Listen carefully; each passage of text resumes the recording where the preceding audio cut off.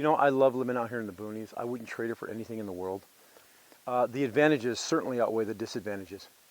But you know, one of the biggest disadvantages of living out here where we are is that, you know, there's not a lot of people up our road and whatnot, and so we're kind of way out on the grid. And so when the power goes out, we're one of the last ones to get it restored. You know, they'll restore people that are closer to town and closer to the hospital and whatnot. Get it, and rightfully so. That's the biggest portion of their customers are there. So we're one of the last ones. I remember one time when the power went out, it was 5 days we didn't have any power, and that was seriously inconvenient. Now we've done a lot of things on the property here to kind of like minimize the problems that would come with having no power. For instance, we have the generator, and I installed an interlock switch on the electrical and whatnot, and we've got some small solar panels and whatnot, and I've got water collection. But the biggest thing that you don't want to be without anymore is you don't want to be without your cell service. You don't want to be without electronics and being able to access the internet and stuff. So, but today I went and got this Thunderbolt 18W solar panel. Harbor Freight sells them, and it's the 18 watt. They also sell a smaller one. I can't remember what the wattage is, 9 or 11 or something like that. I wanted to get the bigger one. This one here was 69 bucks. And so what I wanted to do is to just see in one day what this was capable of being able to charge. Now it's got 2 USB outlets. It says it's up to 3 amp output. It says 1.5 amp per USB output. Now they're both USB-A, so you're not going to do any fast charging. There's no USB-C to USB-C, so you're not going to do that. But it says charges smartphones, tablets, other small to medium-sized USB-powered devices. So I'm going to give this a run and see just how well this is going to work for me when the power goes out, because I have quite a bit of demands when it does go out. For instance, I like to be able to use my camera. I want to be able to charge my camera batteries. I want to be able to charge like my wireless mic. I want to be able to charge my tablet, my phone, and battery pack. Now, the 2 things that I want to really test are the 2 things that I use the most. I use my cell phone, and I use a huge V-mount battery pack. The beauty with the V-mount battery pack is that it can be mounted to camera, and it can be mounted. You can use it to charge your tablet and your cell phone and stuff like that. So the biggest thing for me is to charge that V-mount battery pack. So let me show you the 2 things that I want to be able to charge, and I like to be able to charge them in one day. Okay, so here are the 2 things that I need to keep charged. It's critical for me when the power goes out. The first one, of course, is my cell phone. This is the Samsung Galaxy S20 Ultra 5G. This has a 4855 milliamp hour battery, so that's a pretty good sized battery. And then the second thing here, this is my ZGCINE V-mount battery. It's got a 6750 milliamp hour battery. It's a 99.9 watt hour battery, and it's critical for me to keep this charged because this thing is nice because it has lots of different ports. I can charge up other devices with it. It's got a V-mount, of course, and I can actually run cameras and stuff with it. So it's critical that I have this fully charged if the power goes out.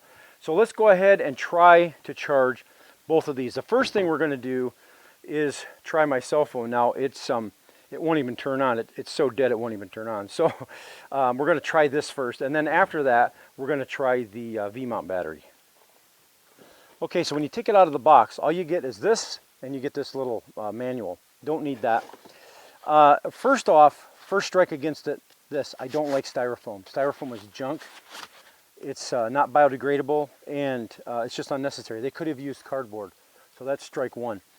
And then, so I'm not going to, there's no big rundown because it's 4 panels, and on the back it's got 2 USB ports. That's it. Well, it's got this here. It's got this little flap on it that will hold this. I wish it had another one here. I wish it had, or maybe, I don't know, something with a split in the middle, one across, because this one little flap has to hold up the whole panel, but I'm not going to complain about that. It works. It's not great, but it works. So let's go ahead and set this up. I tried putting it on a piece of wood, but it was too slippery because there's just one little edge that it sits on. So this one section right here is supposed to hold this whole thing up. I think that's kind of a weak design. But anyway, so I plugged this USB cable into one of the 2 USB-A, and I'm going to plug my phone in now. And Okay, yeah, it's got a little lightning bolt, so it's charging. I'm going to set this back here away from the sun, and we will see how long it takes. We'll start the timer.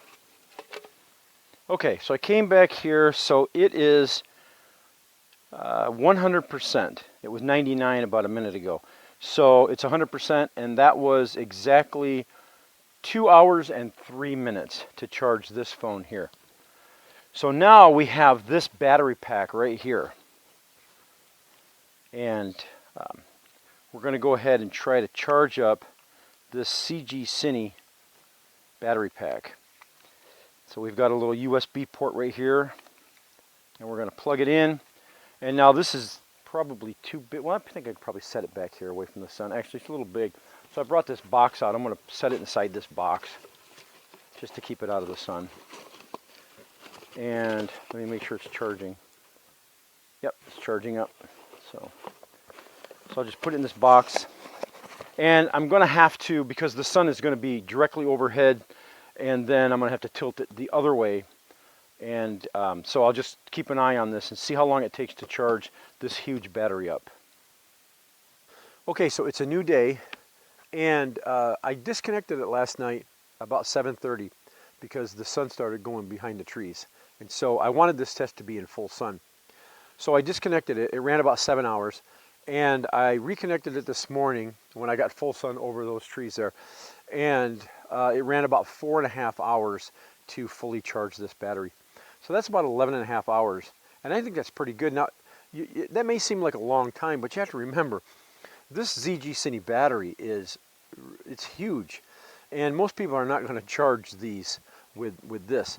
And even though it took 11.5 hours, this thing charging it in the house takes, I mean, hours and hours to even charge it from a wall, wall socket. So I think that's pretty good. I mean, well, if I charge this with power delivery, then it just takes a few hours. But if I was to do it from regular USB-A, it would take a long time, just like this did. So I think that's a pretty good testament to this thing here. Most people aren't going to charge these size batteries. They're going to be charging their cell phones and tablets and whatnot. So I think that's a really good test. Yeah, 11.5 hours. That's pretty good in my opinion. Okay, so final analysis. It does everything that it's supposed to do. One thing I didn't mention, because it's in the sun and I really didn't notice the readout, but there is a little readout here. It's got red numbers. Couldn't hardly see it, so I was not paying attention to it. It's really insignificant to me. I wanted to see how long it would take. I mean, I'm looking at time. I'm not looking at numbers. So a full day for my V-mount battery pack, 2 hours for my cell phone. In a pinch though, the cell phone is not that big of a deal, because that V-mount battery is the biggest thing. I can charge my cell phone and tablet multiple times with just that V-mount battery. So I'm not really concerned about doing both of them. If I can get that V-mount battery charged, I'm good for a few days.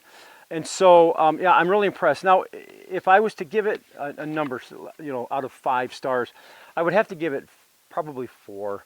I may be generous and go 4.5, but there's 2 things that really I think that could be improved. Number one is this. Now that may seem insignificant to a lot of people. I'm not one of these big time environmentalists, but come on guys, it's 2024. We can use cardboard. This is going to sit around the landfill for I don't know how many decades. So centuries, I don't know. But and also the this right here, this little flap here. This flap has to hold up all 4 panels, and it's weak in my opinion. They could have put another one here or something else. I think they could improve on that, and maybe in the future they will. But for now, as far as the the function of this and what it's supposed to do, it does a great job, and so I'm really impressed with this. So 4.5. Okay, I'll be generous. 4.8 out of 5. So there it is. This is the Thunderbolt Solar 18W foldable solar panel. I'll put a link below to where you can get this. And yeah, I think it's great. I think it's going to work wonderfully when the power goes out, which is 4 or 5 times a year here. So, all right, thanks for watching, guys. We'll catch you later.